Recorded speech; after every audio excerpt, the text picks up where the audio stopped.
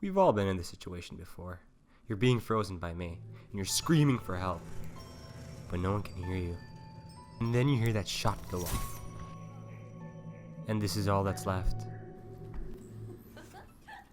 I've always hated being killed by Mei, because as soon as you get frozen, you know you're dead. I felt hopeless.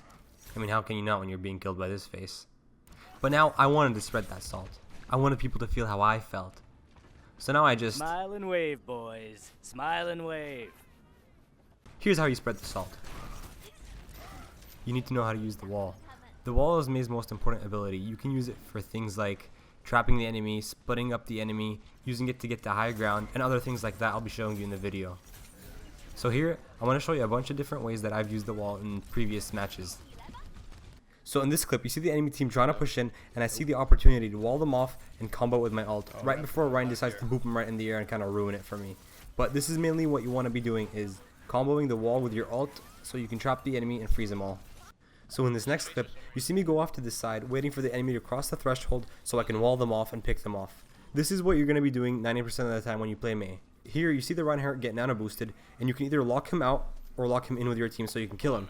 I decided to lock him in so we could kill him as a team. Setting up the wall to split up the team is your main job. So in this next clip, I want to show you how to use Mei's wall as an escape in some situations. Here, I got hooked by the Roadhog. I wasn't really sure how I was going to get out of this, but I ended up ice blocking myself and then boosting myself up with the wall as soon as I could.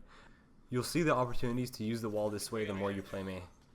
And in this final clip, I wasn't sure if I was getting frozen or not.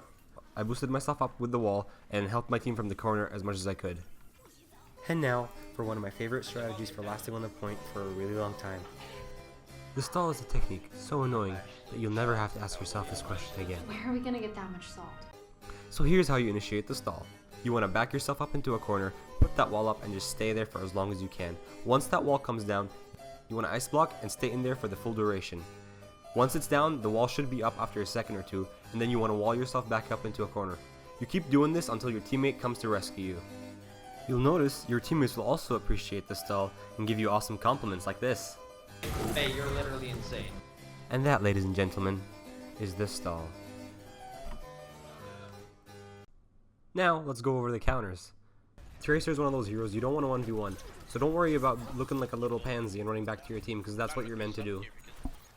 The reason Zarya's in the counters list is because of her shield. Her shield can stop her from being frozen, and she can save her allies from being frozen.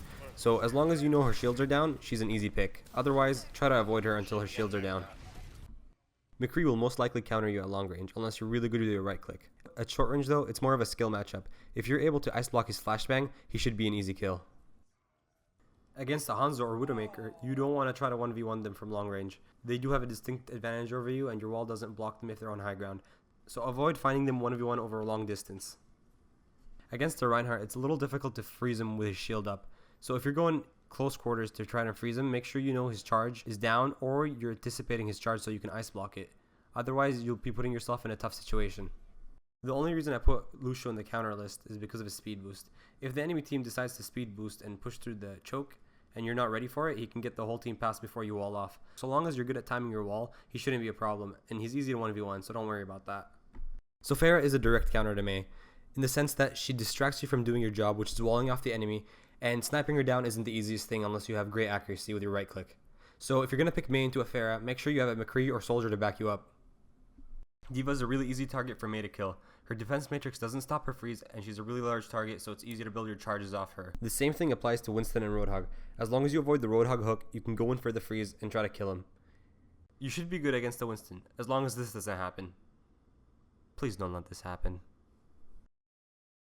Genji is a much smaller target than D.Va, Winston, or Roadhog, but his deflect doesn't work on your freeze, so if you see him jumping around in the backline being annoying, just go up to him and try to freeze him. As long as he doesn't have his Swift Strike, he should be an easy kill.